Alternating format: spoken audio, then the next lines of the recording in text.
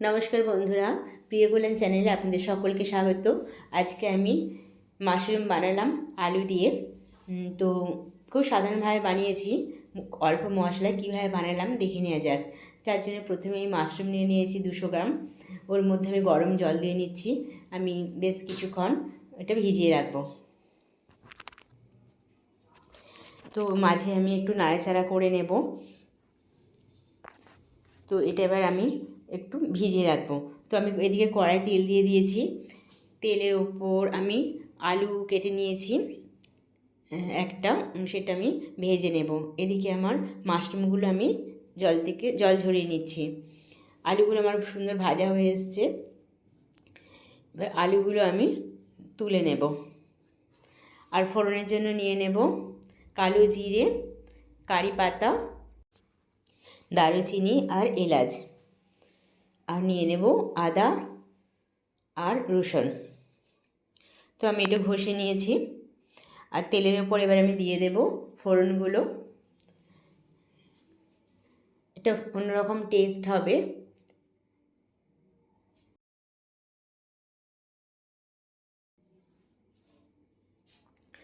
তো এবার আমি আদা আর রসুনটাও দিয়ে নিলাম।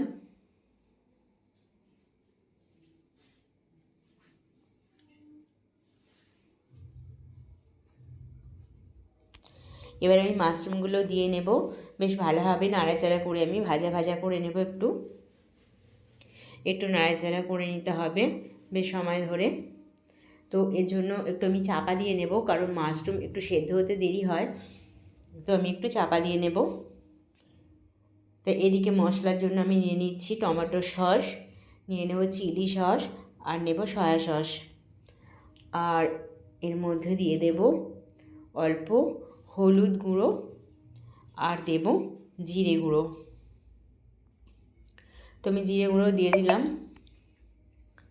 বেশ ভালোভাবে এটা আমি মিশিয়ে নেব,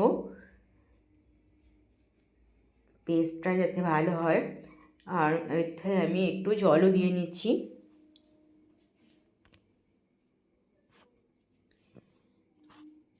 তো বেশ ভালোভাবে আমার গোলা হয়ে গেল। আর এদিকে আমি একটু দেখে নেব আমার কতটা ভাজা হয়েছে। তো অনেকটা ভাজা ভাজা হয়ে এসছে। এরপর আমি একটু নাড়াচাড়া করে নেব।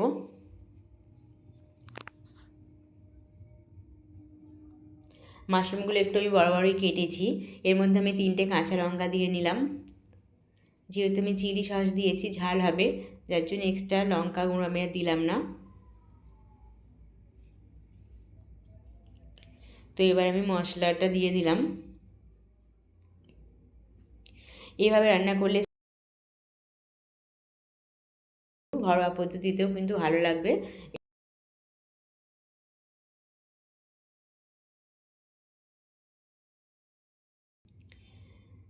তো এবার আমি লবণ দিয়ে নেব স্বাদ অনুযায়ী। আবার আমি একটু জল দিয়ে নিলাম,